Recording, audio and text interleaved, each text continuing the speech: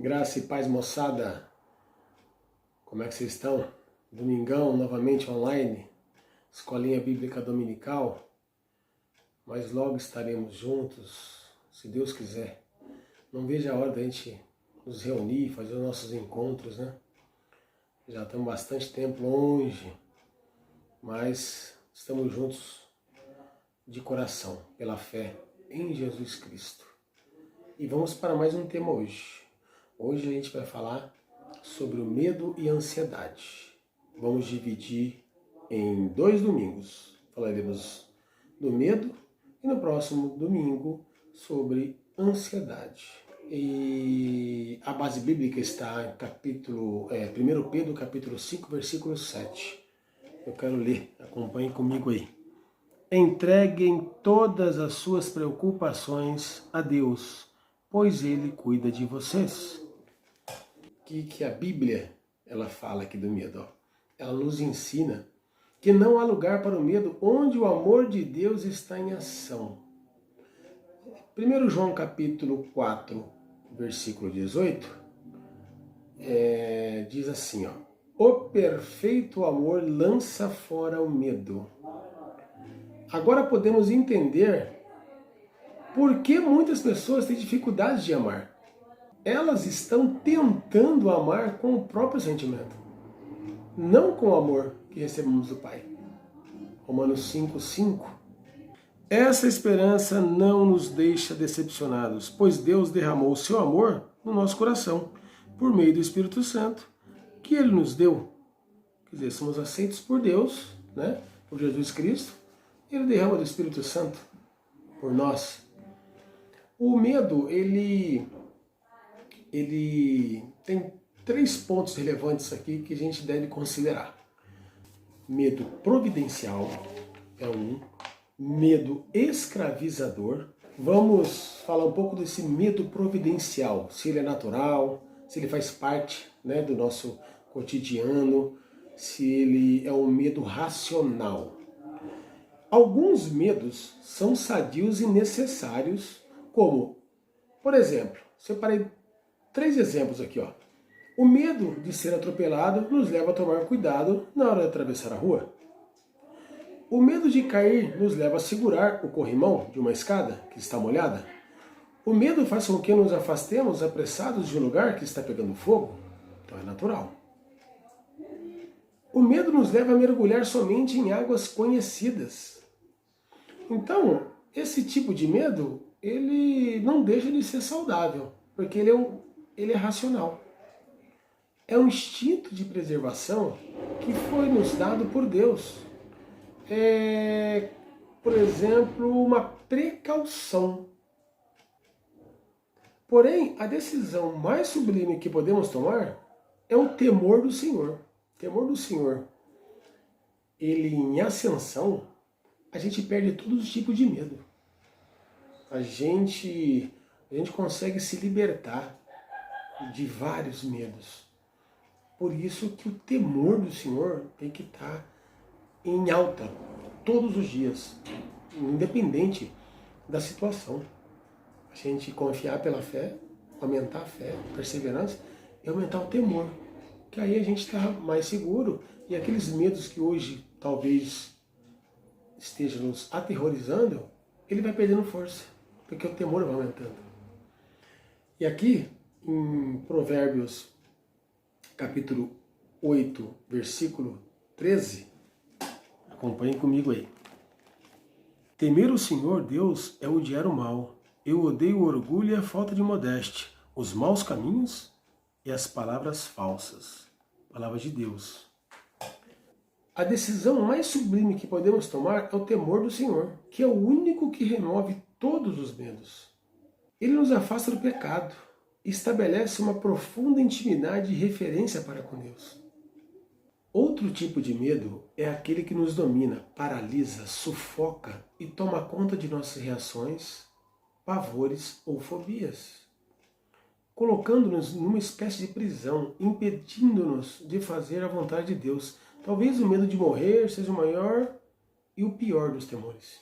Por isso, Hebreus capítulo 2, versículo 14 e 15, 1 Coríntios capítulo 15, versículo 55, eles enfatizam a vitória de Cristo sobre a morte e o diabo, para nos libertar da prisão do medo. Nossos medos revelam nossa perspectiva de Deus. Que perspectiva é essa de Deus? Quem Ele é para nós? Quem que Ele é para você? Então o medo, ele está muito focado a isso. Medo amarrado com temor. Se você tem um temor maior, o seu medo é menor. Se você está com muito medo, você pode estar dando sinais aí que você está longe de Deus. Quanto mais longe, mais medo. Faz sentido. Quanto mais perto de Deus, buscando mais, menos medo, mais segurança, mais libertação. É um conjunto. Outro ponto, ó. Em Deuteronômio capítulo 1, versículo 28, podemos ver que o medo é uma doença contagiosa. Por causa dos 10 espias que estavam com medo, o coração do povo também se derreteu de medo. Olha a indução. Os 10 espias voltaram, fizeram barulho todo, e o povo se derreteu de medo.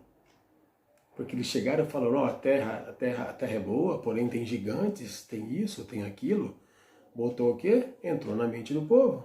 E o povo, o que fez? Ficou com os espias.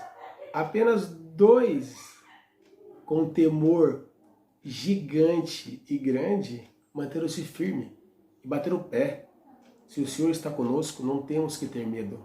Vamos adentrar a terra, vamos tomá-la. Calebre e Josué. O medo pecaminoso não provém de Deus. Segundo Timóteo capítulo 1, versículo 7, diz assim a palavra, porque Deus não nos tem dado espírito de covardia, mas de poder, de amor e de moderação. Palavra de Deus. Outro ponto relevante do medo. O medo usa disfarces. Que disfarce? O disfarce da força. Olha o exemplo aqui. Marcos capítulo 14, versículo 31, 70 e 72. Vamos ler. Mas Pedro repetia com insistência, eu nunca vou dizer que não o conheço, mesmo que eu tenha de morrer com o Senhor. E todos os outros discípulos disseram a mesma coisa. 70. Mas ele negou outra vez. Pouco depois, as pessoas que estavam ali disseram de novo a Pedro, não há dúvida que você é um deles, pois você também é da Galiléia. Aí Pedro disse, juro que não conheço esse homem de quem vocês estão falando. Que Deus me castigue se eu não estou dizendo a verdade. Naquele instante, o galo cantou pela segunda vez a Pedro. Naquele instante, o galo cantou pela segunda vez e Pedro lembrou que Jesus tinha dito, antes que o galo cante 2 vezes, você dirá 3 vezes que não me conhece. Então Pedro caiu em si e começou a chorar. Esse exemplo, trazendo para hoje, pessoas assim vivem competindo com os outros, não conseguem fazer nada sem comparar-se com alguém, tem uma profunda insatisfação. A força do nosso caráter não reside em nossa força, mas em nossa fraqueza. Porque o poder de Deus se aperfeiçoa na nossa fraqueza. Esse é o disfarce da força. Outro disfarce da santidade.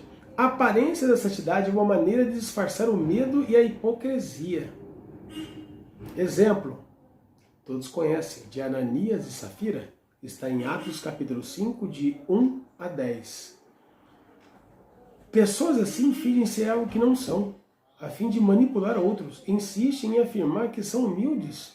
Para esconder o orgulho, usam o disfarce por medo, mas surge outro medo. Ainda maior. Qual que é? Ainda maior? Ser desmascarado. Não existe progresso sem honestidade. Vou repetir. Não existe progresso sem honestidade. Outro disfarce do amor.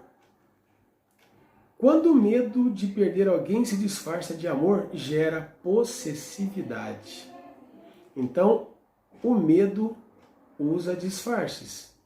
Falamos do disfarce da força, da santidade e agora do amor.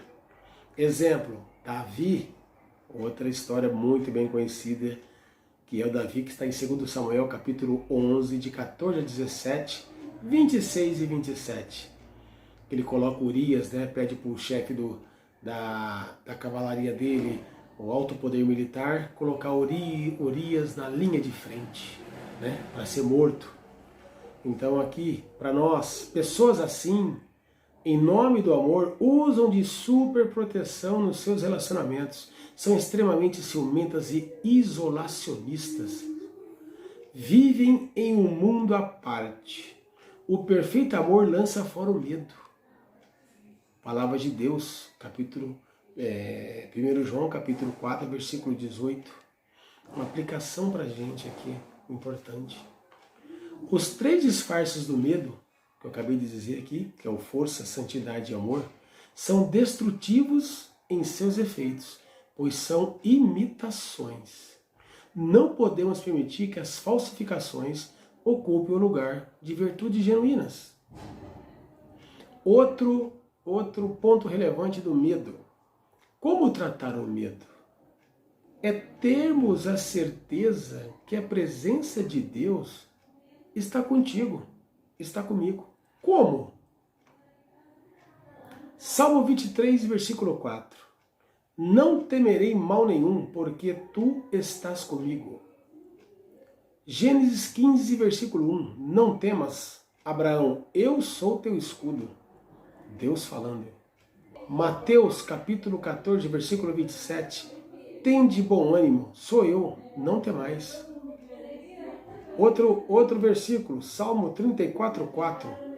Busquei o Senhor e Ele me acolheu, livrou-me de todos os meus temores. Outro ponto, olhar para o alto com fé.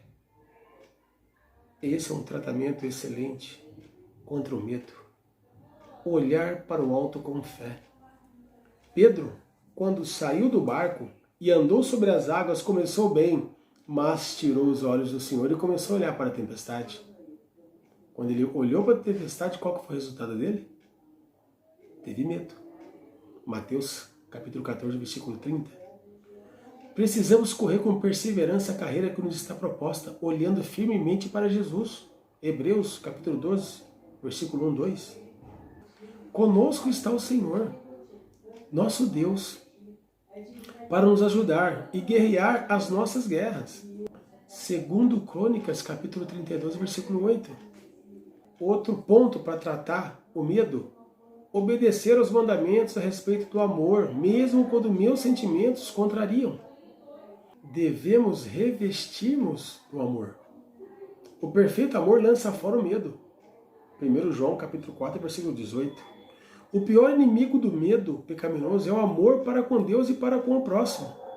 Mateus 22, de 37 a 40. Acompanhe comigo a leitura. Jesus respondeu: ame o Senhor, seu Deus, com todo o coração, com toda a alma e com toda a mente. Este é o maior mandamento e o mais importante. E o segundo mais importante é parecido com o primeiro: ame os outros como você ama você mesmo. Toda a lei de Moisés e os ensinamentos dos profetas se baseiam nesses 2 mandamentos. O amor bíblico é a obediência aos mandamentos do Senhor. João 14, 21. Agora uma aplicação para a gente fechar esse estudo, essa primeira parte, né, que é em relação ao medo. Na hora do medo, parece que Deus se esqueceu de nós. Perdeu o nosso endereço. Não se lembra do nosso nome. Por isso, para derrubar as paredes da prisão do medo, devemos lembrar quem é Deus. Por isso, nossa prioridade é agradar ao Senhor e não nos livrar do medo. Isso é apenas uma consequência. Então aqui, amados, a gente termina a primeira parte, né, que é em relação ao medo, para a gente confiar, realmente aumentar o temor a Deus, que a gente aumentando o temor, a gente se livra de muito medo que hoje te atinge, que hoje de repente está tirando a tua paz. O remédio principal é aumentar a fé em Deus, é buscar mais, meditar mais, orar mais. E aí ele vai trabalhando, e a hora que você vê aqueles medos que você tinha, perde a força. E a tendência é cada vez mais você ficar firme e forte com Cristo, independente das situações que hoje está atingindo a humanidade. Por quê? Porque o maior está dentro de você. Amém, moçada? Fiquem com Deus e no próximo domingo estamos de volta. Um abraço.